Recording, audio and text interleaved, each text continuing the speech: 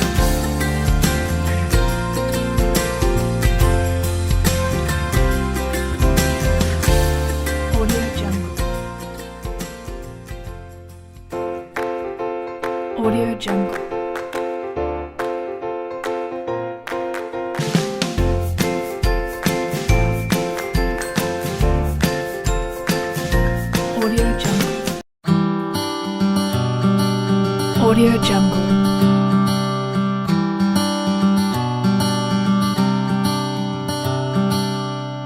Assalamualaikum warahmatullahi wabarakatuh. Perkenalkan, nama saya Sarina, saya dari kelas 9. Assalamualaikum warahmatullahi wabarakatuh. Perkenalkan, nama saya Almareta Sarmila, saya dari kelas 9. Assalamualaikum, perkenalkan, nama saya Lucy Yustiana, saya dari kelas 9. Assalamualaikum warahmatullahi wabarakatuh. Perkenalkan, nama saya Jasa Wiyanti, saya dari kelas 9. Audio Jungle.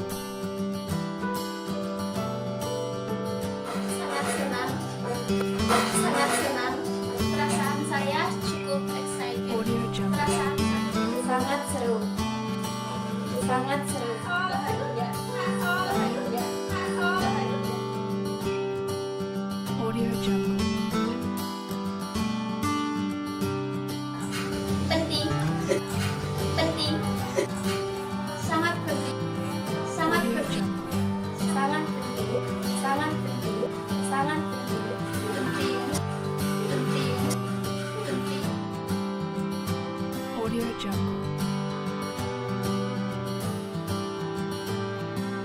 Karena membuat kita lebih menghargai diri sendiri dan orang lain. Audio Jungle. Karena membuat kita menjadi lebih toleransi. Karena membuat kita menjadi lebih kompak. Karena membuat kita lebih bertanggung jawab. Audio Jungle.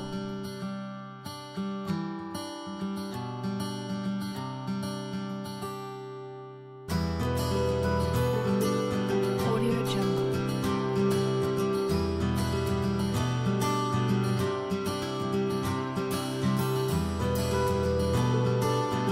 Audio Jungle.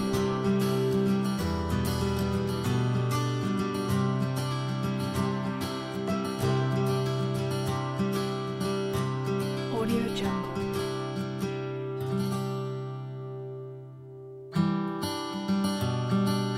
Audio Jungle.